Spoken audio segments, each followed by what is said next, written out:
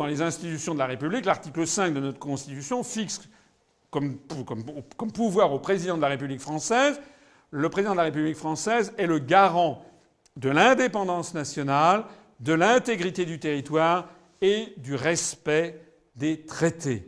Donc il considérait qu'il devait respecter le traité qu'il découvrait. Mais il poursuit en disant s'il n'est pas appliqué, la France s'en tirera très bien autrement. Alors Parfit est quand même un peu surpris par cette certitude du chef de la France libre, du fondateur de la Ve République, et il revient à la charge et lui dit mais quand même, il y a une conviction répandue dans les esprits, surtout dans la jeunesse, c'est que sans l'Europe, la France ne sera plus rien. 1963, Perfit dit ça à De Gaulle. Et De Gaulle lui répond « Il est possible que la fin du marché commun, ce soit justement la fin de ce mythe. Ce serait heureux. Il a été forgé par les fumistes qui ont voulu faire croire à l'Europe supranationale. Nous avons voulu faire une politique d'entente avec les Allemands. » C'est le traité de l'Élysée dont je viens de vous parler. Si les Allemands nous glissent entre les doigts, c'est le préambule interprétatif que je viens de décrypter avec vous, eh bien nous avons les moyens de nous retourner. Le monde est vaste et la France a un grand jeu à jouer. Quelle belle phrase. Le monde est vaste et la France a un grand jeu à jouer. Et qu'est-ce que pensait à ce moment-là De Gaulle ? De Gaulle, qui connaissait bien son histoire de France, s'est glissé dans les habits des grands Capétiens qui ont fait notre pays.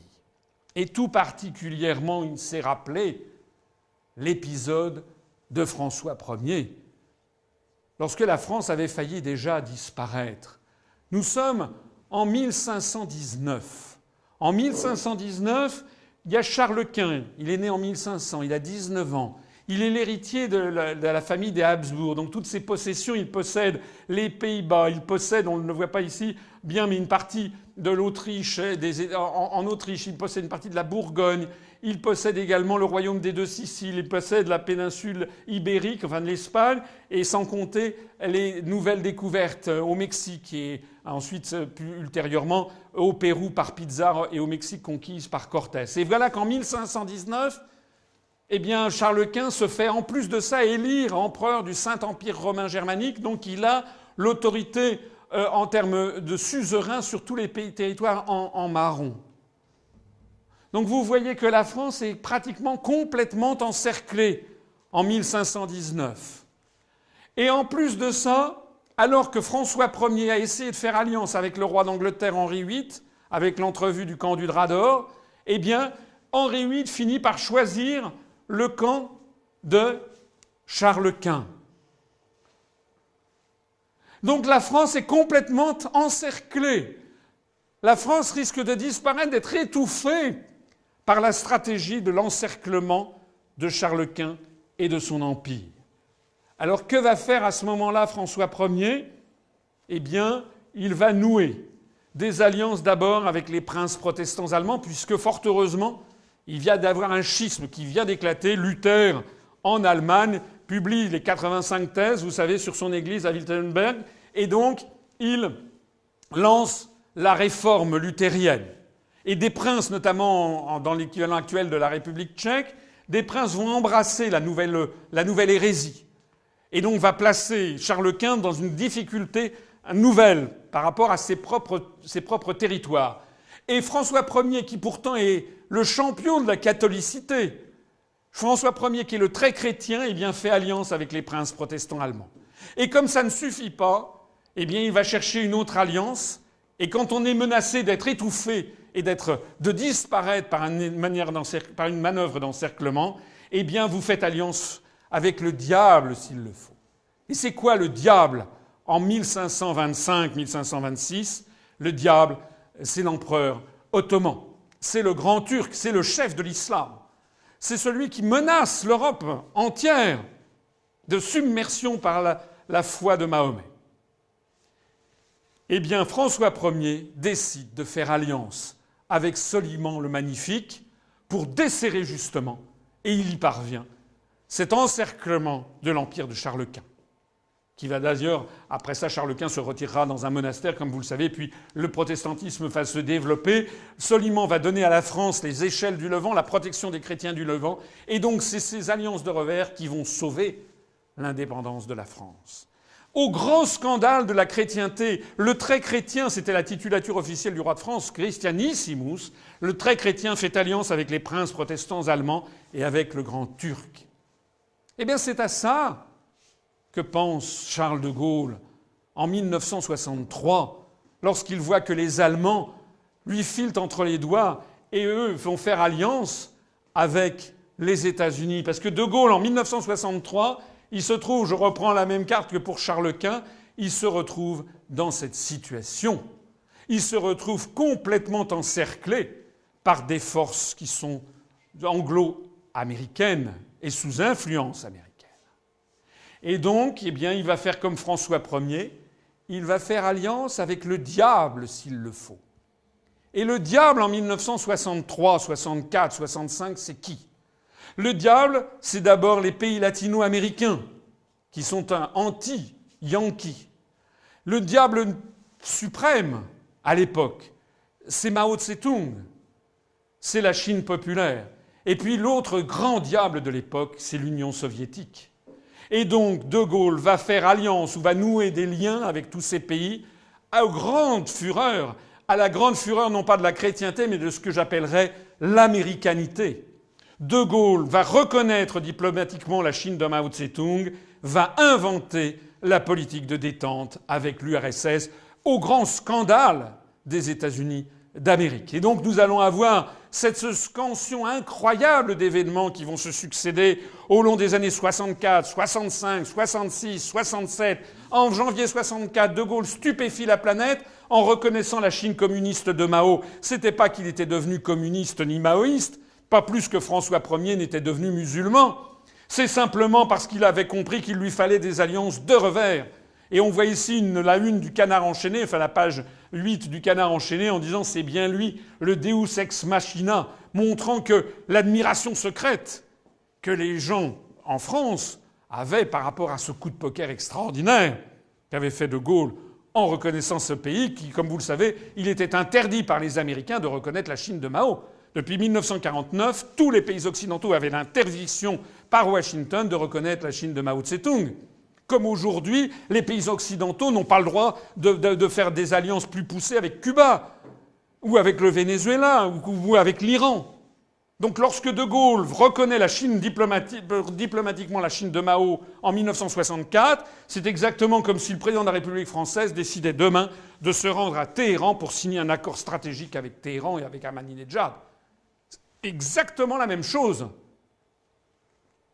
En 1964, De Gaulle va faire 2 voyages au Mexique en avril et à l'automne dans tout le cône sud-américain. Et des dizaines de millions de latino-américains vont acclamer la voix d'une France souveraine et indépendante de tout bloc. Mexico accueille De Gaulle. C'est le Paris Match du 28 mars 1964, la couverture, qui fait sa une sur l'accueil inouï réservé à De Gaulle par les Mexicains. Des millions de gens viennent acclamer De Gaulle parce que, justement, il est le porte-parole d'un Occident qui tient tête aux États-Unis, qui est le porte-parole de la liberté des peuples et des nations face à l'impérialisme américain. C'est ça que fait De Gaulle. À l'époque, De Gaulle, c'est comme aujourd'hui Hugo Chavez, mais à la puissance 100. Parce que c'est Charles de Gaulle. Parce que c'est le grand vainqueur de la Seconde Guerre mondiale. Ça, c'est à Mexico. Mais ensuite, en septembre, ça c'est la une de France Soir, on la voit pas très bien, happé, stoppé, acclamé, c'est De Gaulle à Caracas. Vous voyez d'ailleurs une rue absolument noire de monde, avec un cortège arrêté et puis des gens qui jettent par milliers, par millions des pages de bottins en signe d'accueil pour De Gaulle. C'est la une de France Soir du 23 septembre 1964. Allez sur le site de l'Institut national de l'audiovisuel pour voir ces scènes d'hystérie collective lorsque le président de la République française est allé en Amérique du Sud. Marée humaine en Équateur. Marée humaine à Quito pour le général De Gaulle. Des millions de Brésiliens dans les rues et aux fenêtres pour accueillir De Gaulle, qui vient justement porter cette parole d'un pays qui est indépendant de la domination américaine. C'est ça que De Gaulle a inventé pour échapper à la mainmise américaine et à la construction européenne dont il ne pouvait pas sortir. Et puis, en 1965, De Gaulle met les pieds dans le plat, il met en garde les États-Unis contre ce que son économiste Jacques Rueff appelait le déficit sans pleurs. Il réclame le respect de l'étalon or et des accords de Bretton Woods et il fait rembourser en or les avoirs français en dollars. Il a compris que les Américains qui commencent à creuser des déficits, s'ils ne respectent plus l'étalon de change or, vont pouvoir créer une monnaie de singe avec laquelle ils pourront acheter toute la planète. Il envoie des navires de la marine française bourrés de dollars accumulés par la France dans le cadre de ses excédents de balance des paiements avec les États-Unis et il les envoie en face de New York en disant « Donnez-nous l'or qui va en contrepartie ». Pas besoin de vous dire évidemment que les Américains vont décider la chute de De Gaulle. Mais ça continue. En 1966, De Gaulle invente la politique de détente qui témoigne du refus de la politique des blocs. Regardez la signature de l'accord intergouvernemental. Jusqu'alors, on n'avait pas le droit non plus d'aller en Union soviétique, parce que jusqu'alors, c'était les États-Unis qui décidaient, et la France de la 4e République était devenue le larbin des Américains, comme actuellement, nous sommes le larbin des Américains. De Gaulle lui décide d'aller en URSS. Sur 25 ou 30 kilomètres, ce sont des milliers de soviétiques qui se massent le long du parcours. Regardez ces couvertures de matchs qui relatent 2 semaines de suite le voyage, et en particulier celle-ci qui est extraordinaire, où l'on voit ici De Gaulle entouré par Léonid Brejnev, secrétaire général du Parti communiste de l'Union soviétique, Alexei Kosygin, ministre des Affaires étrangères de l'Union soviétique, et Nikolaï Podgornik, président du Soviet suprême. C'est-à-dire les 3 dirigeants suprêmes à l'époque. En 1966, on les appelait la Troïka, avant que Brejnev ne finisse par dominer les autres. Ils avaient succédé à Khrouchtchev, vous le savez. Donc les 3 dirigeants suprêmes de l'URSS arrêtent toutes leurs activités pour s'entretenir avec De Gaulle autour de lui comme le vieux sage à qui l'on demande conseil.